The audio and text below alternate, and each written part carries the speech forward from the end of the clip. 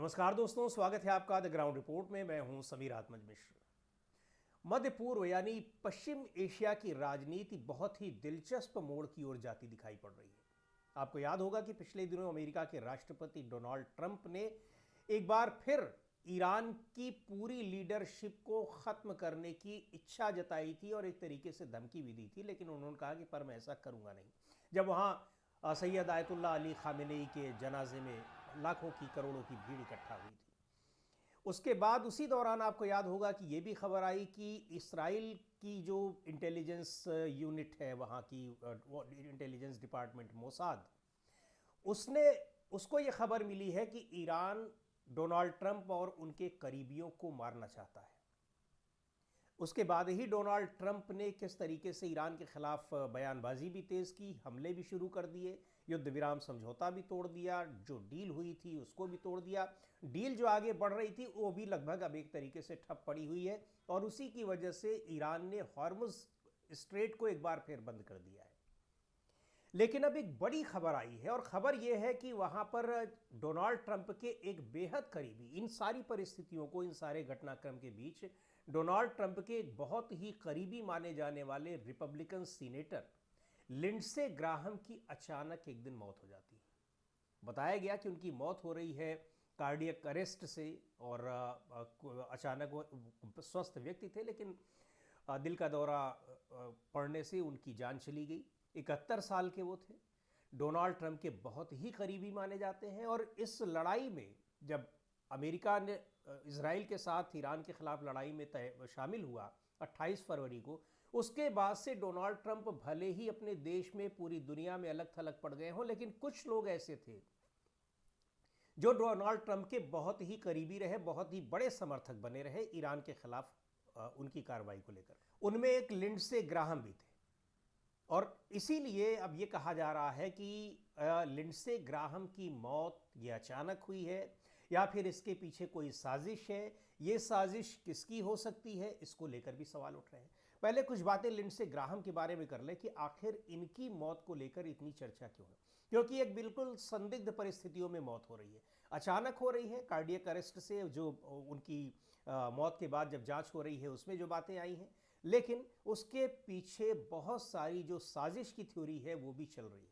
और एक बात और भी है कि ईरान के मीडिया में, ईरान में जिस तरीके से उनकी मौत के बाद जो जश्न मनाया जा रहा है, ईरान की मीडिया में भी इसको लेकर काफ़ी कवरेज दी जा रही है, वो भी बहुत महत्वपूर्ण है। पर उसको तो एक बात समझा जा सकता है कि वो ईरान के खिलाफ हमले के समर्थक थे, तो जाहिर सी बात है कि उनकी मौत पर वहाँ खुशियाँ मनाई जा रही हो, जश्न मनाया जा रहा हो। चूँकि इस तरीके से ये भी कहा गया कि अमेरिका में कुछ लोग जो अमेरिका ट्रंप का समर्थन कर रहे हैं, वो 162 बच्चियों की मौत पर भी जश्न मना रहे थे, इसका भी उनको अफसोस नहीं रहा। यद्यपि अमेरिका में बड़े पैमाने पर इसका विरोध हुआ था, आम अमेरिकी जनता ने इसका विरोध किया था, लेकिन जो ट्रंप के समर्थक लोग थे उनकी निगाह में ये कोई बहुत बड़ी बात नहीं थी और उसके बाद तो डोनाल्ड ट्रंप उसको एक तरीके से खारिज करते हुए भी मिले। बहरहाल लिंडसे ग्राहम जो है ये रिपब्लिकन पार्टी के सदस्य हैं, यानी डोनाल्ड ट्रंप की ही पार्टी के, और सीनेटर थे।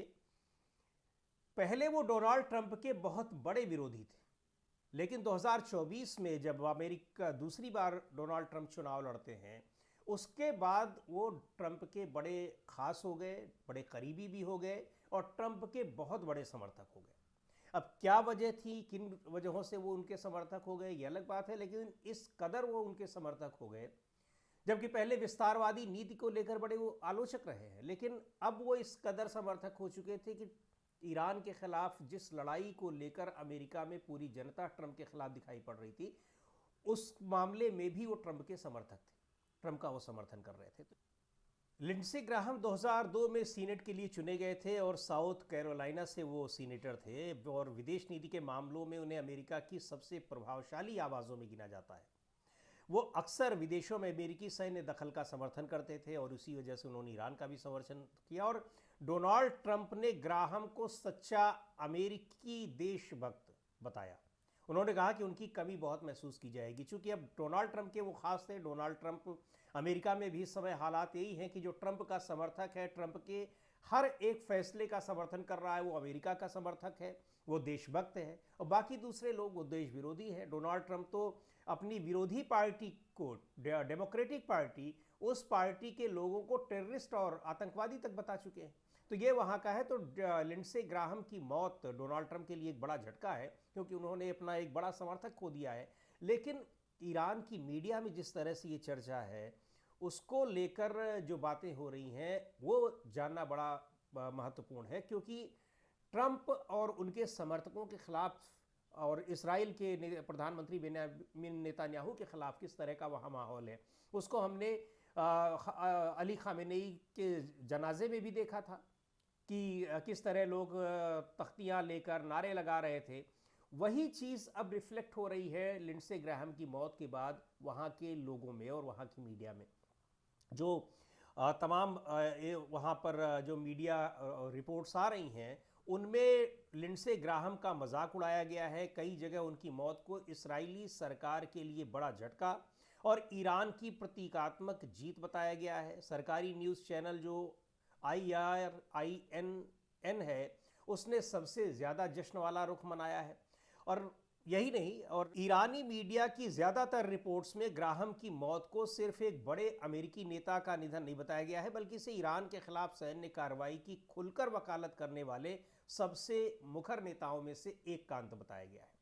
अब यहाँ देखिए, दो चार बातें और सामने आ रही हैं कि आखिर यद्यपि उनके जो उनका अपना दफ्तर है, ऑफिस है, उनका जो निजी स्टाफ है, उसका कहना है कि अचानक एक कुछ बीमारी हुई और उसकी वजह से उनकी मौत हो गई। फिर कार्डियक अरेस्ट की बातें सामने आ रही हैं।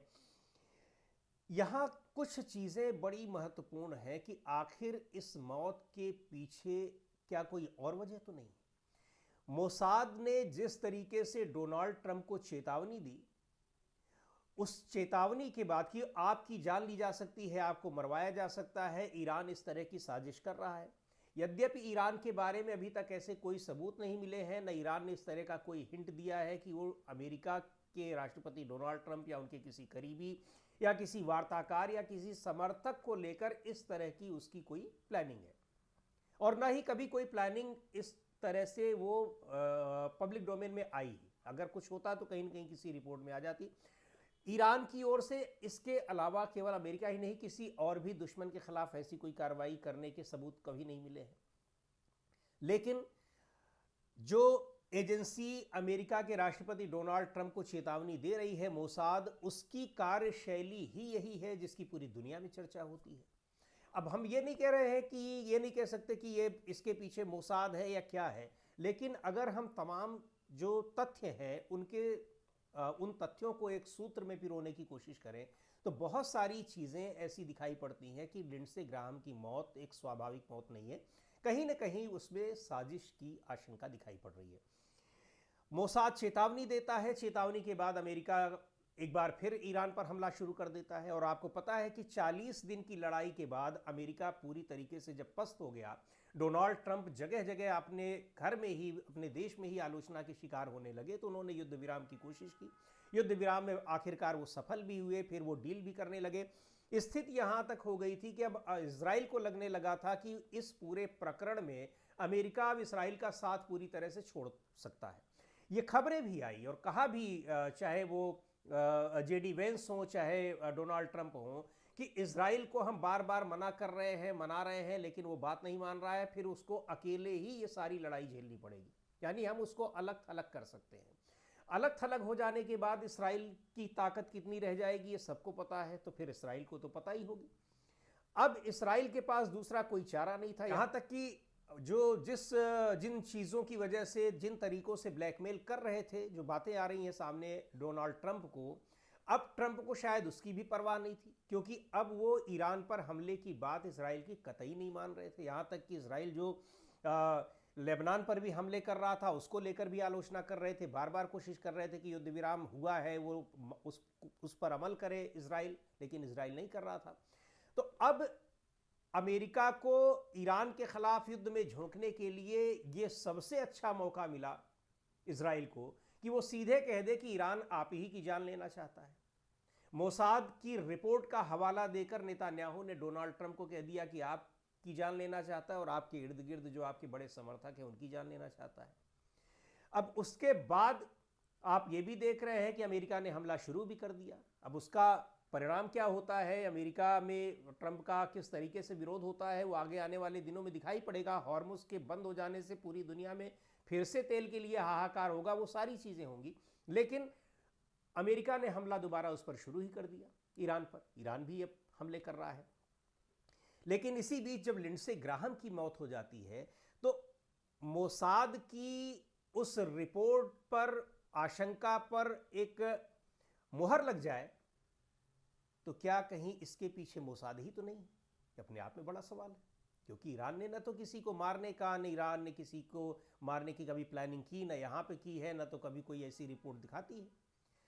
और अब यहां के बाद अब अमेरिका के राष्ट्रपति डोनाल्ड ट्रंप, जाहिर सी बात है कि अब और ज्यादा खौफ में आएंगे और डरे होंगे, क्योंकि डर की वजह से ही उन्होंने ईरान पर हमला किया है। तो क्या ये जो नए सिरे की ब्लैकमेलिंग है इजराइल की, उस ब्लैकमेलिंग के फंदे में एक बार फिर फंस गए हैं डोनाल्ड ट्रंप? और उसको अपनी उस रिपोर्ट को, अपने वो मोसाद की इंटेलिजेंस की डिपार्टमेंट जो है मोसाद, उसकी रिपोर्ट को सही बनाने के लिए कहीं इजराइल की ओर से ही तो ये सारे खेल नहीं किए जा रहे हैं? ये बहुत सारे सवाल हैं। निश्चित तौर पर इनसे भी कभी पर्दा हटेगा, लेकिन अभी बहुत सारी आशंकाएं जताई जा रही हैं और कहा यह जा रहा है, और अमेरिकी मीडिया में भी इस बात की चर्चा है कि लिंडसे ग्राहम की मौत स्वाभाविक मौत है या फिर ये किसी साजिश का शिकार हुए हैं। आगे क्या होता है उस पर रहेगी नज़र। बने रहिए हमारे साथ। और आज के वीडियो में इतना ही। अगले वीडियो में फिर मिलेंगे एक नए विषय के साथ, एक नए मुद्दे के साथ। द ग्राउंड रिपोर्ट के यूट्यूब चैनल को आपने अब तक सब्सक्राइब न किया हो तो ज़रूर कर लें। हमारे वीडियोस को लाइक करें, शेयर करें और अपने सुझाव भी हमें ज़रूर भेजें।